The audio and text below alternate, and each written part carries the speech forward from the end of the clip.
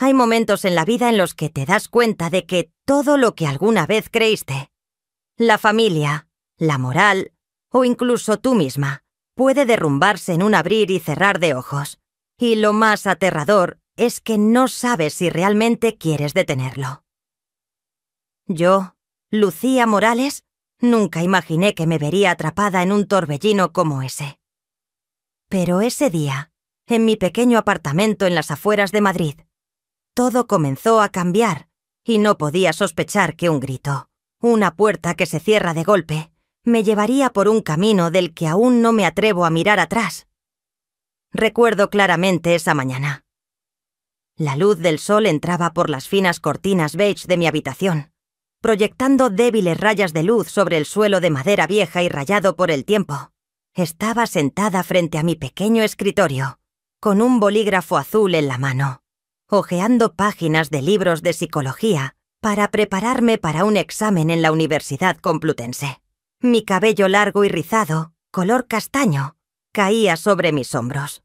Algunos mechones se deslizaban frente a mi rostro y los apartaba constantemente para concentrarme. Sobre la mesa había un caos de papeles.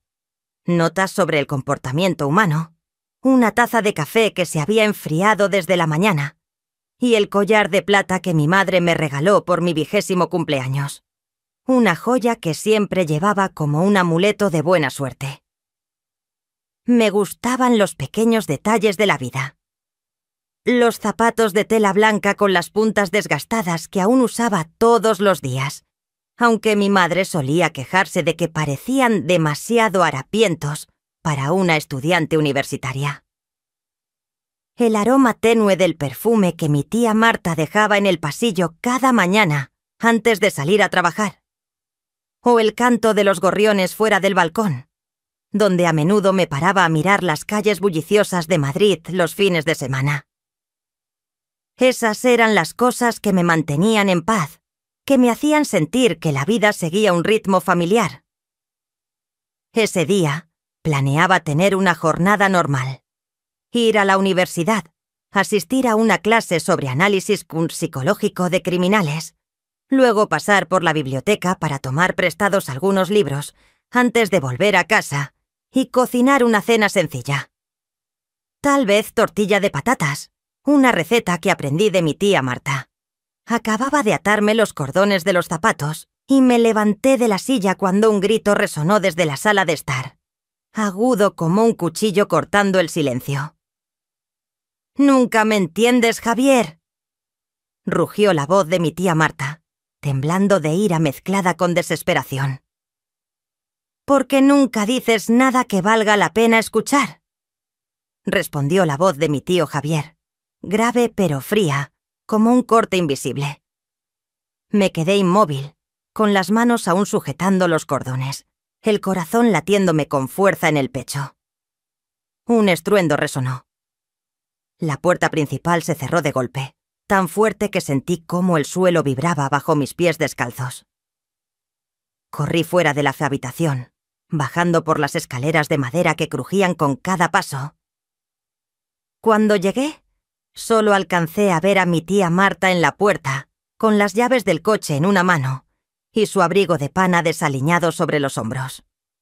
Su rostro estaba rojo, sus labios apretados en una línea recta, y sus ojos, esos ojos castaños claros que solían ser dulces, ahora brillaban con lágrimas, pero no de tristeza, sino de una furia que nunca había visto en ella. «Tía, ¿a dónde vas?». Mi voz salió débil, frágil, casi tragada por el aire sofocante. Ella no me miró, solo murmuró entre dientes: «Necesito respirar, Lucía. No aguanto más». Antes de que pudiera añadir algo, salió. El motor del coche rugió en el patio, y luego el sonido de las llantas chirriando sobre el asfalto resonó, desvaneciéndose en la distancia. Me quedé ahí, sola en el pasillo vacío, con las manos colgando a los lados, sintiendo como si el mundo entero se hubiera derrumbado sin que yo entendiera por qué. Giré la cabeza lentamente y caminé hacia la cocina. Mi tío Javier estaba allí, callado como una sombra. No era mi padre. Nunca lo había llamado papá, pero había estado con nosotras desde que era pequeña, desde que mi madre murió y mi tía Marta me acogió. Era un hombre alto, con el cabello negro salpicado de algunas canas, las manos ásperas por trabajar todo el día en un taller de reparación de coches. Siempre mantuvo una distancia conmigo, como un tutor más que un miembro real de la familia.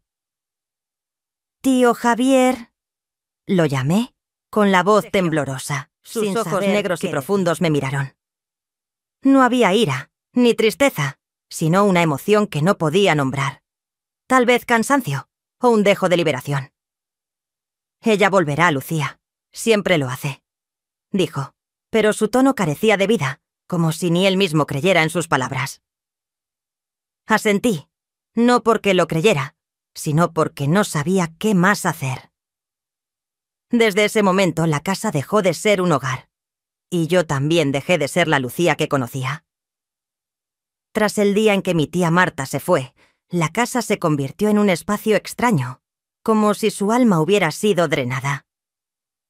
Las risas de mi tía viendo comedias en la televisión, las pequeñas discusiones entre ella y mi tío Javier sobre quién olvidó apagar las luces, el choque de los platos mientras cenábamos juntos. Todo eso desapareció, reemplazado por un silencio pesado que me oprimía el pecho cada vez que cruzaba la puerta. Intenté llenar ese vacío con mis estudios. Por las mañanas, iba a la universidad, me sentaba en el aula fría de la Complutense, tomando notas sobre cómo funciona la mente humana en situaciones de estrés. Me gustaba esa asignatura. Me daba una sensación de control, como si al entender a los demás pudiera entenderme a mí misma. Pero cada noche al volver a casa, no podía escapar de la realidad. La casa ahora solo éramos mi tío Javier y yo, dos extraños obligados a compartir un espacio. Mi tío Javier seguía allí, como una sombra silenciosa moviéndose por las habitaciones. Antes no pensaba mucho en él.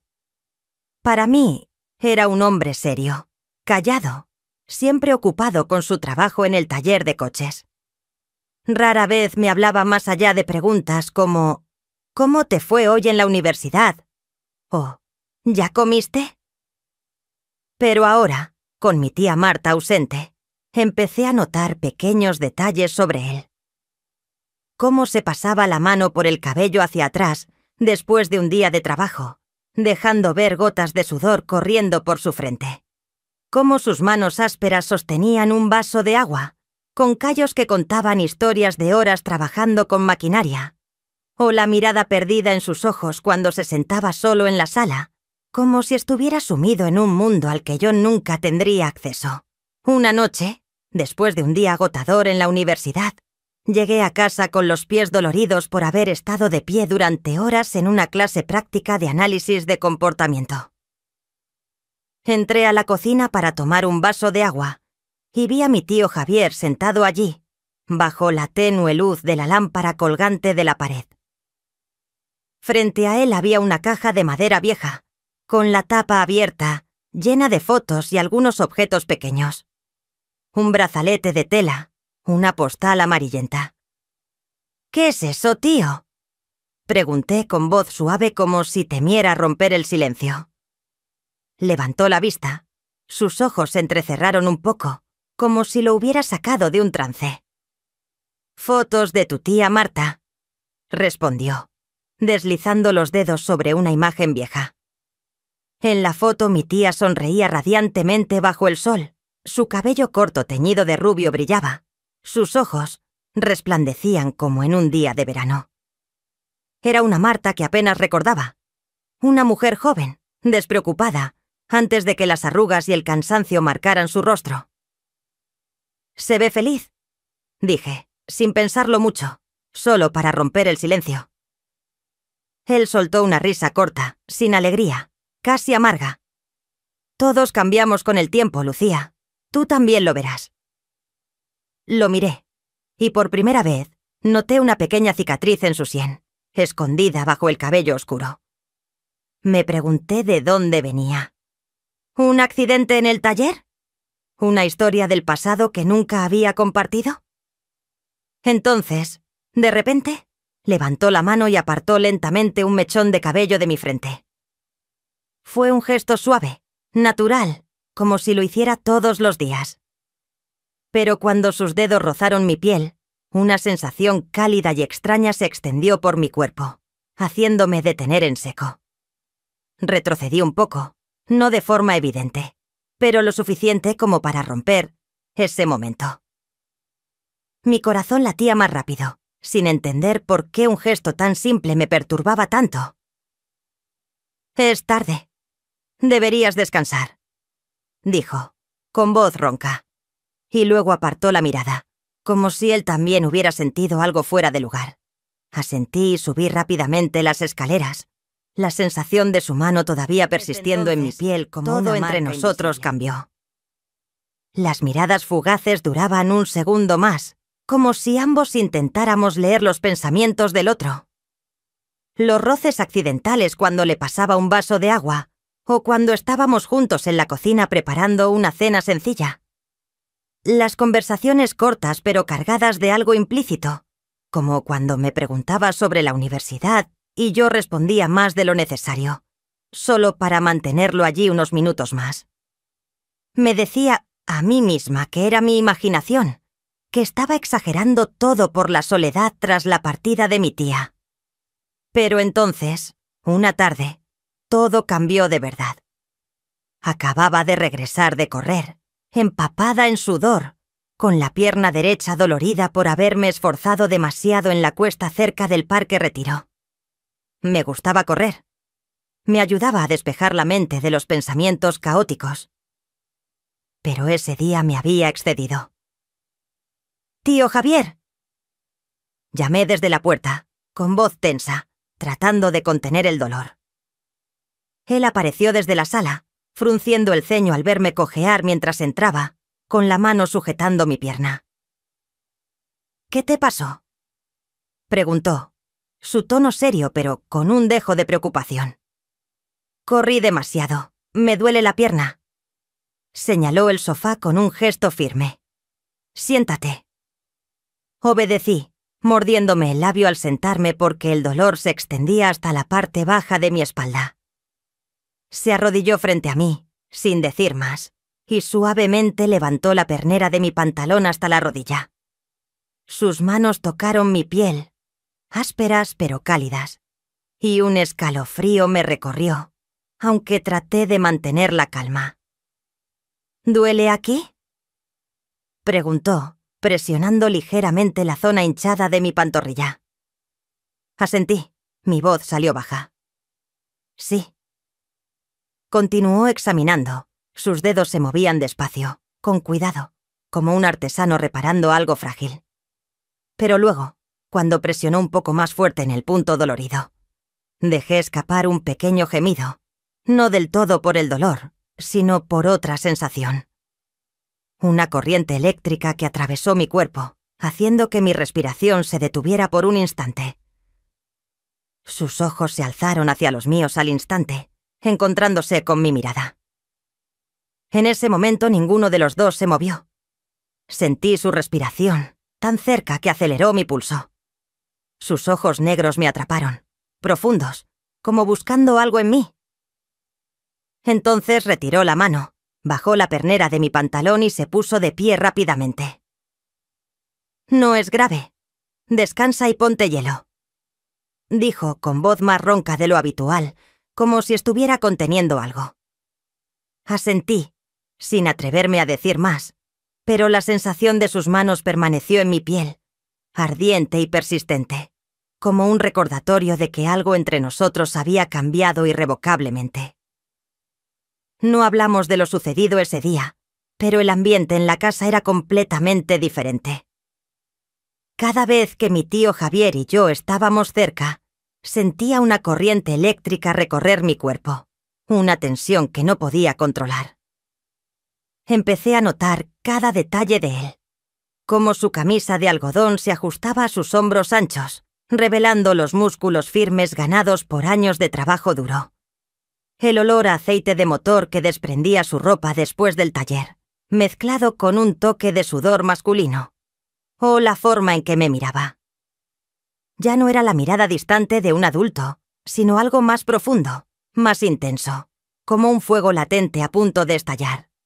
Una noche, después de una cena silenciosa con arroz con pollo que preparé a toda prisa, me senté en el sofá con una bolsa de hielo sobre la pierna.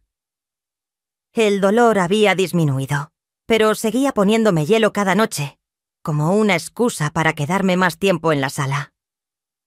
Mi tío Javier entró, se detuvo en la puerta por un momento, con las manos en los bolsillos, sus ojos recorriéndome como si evaluara algo. Luego se sentó en el otro extremo del sofá, a una distancia que no era ni demasiado cerca ni demasiado lejos. ¿La pierna está mejor?, preguntó con voz grave y tranquila. Sí, gracias, tío, respondí, intentando sonar normal, aunque mi corazón ya latía más rápido. Encendí el televisor, pasando canales para romper el silencio opresivo. Una película antigua apareció. Cinema Paradiso. La luz en blanco y negro parpadeaba en la habitación, proyectando sombras extrañas en las paredes. No estaba realmente viendo, solo quería algo que llenara el espacio entre nosotros.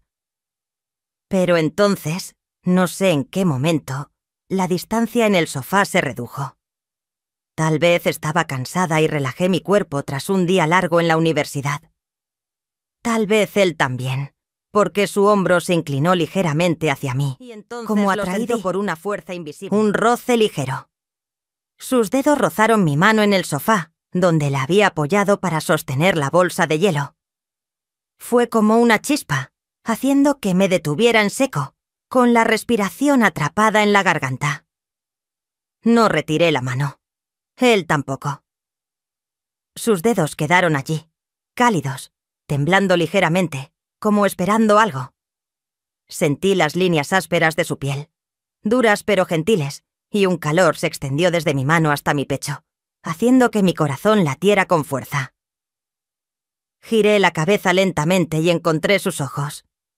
Esos ojos negros ya no eran fríos ni distantes. Ardían, llenos de deseo, como si me arrastraran a un abismo sin salida. Mi respiración se volvió pesada. Mi pecho se tensó por una emoción que no me atrevía a nombrar. Él movió los dedos, entrelazándolos con los míos, apretando un poco más.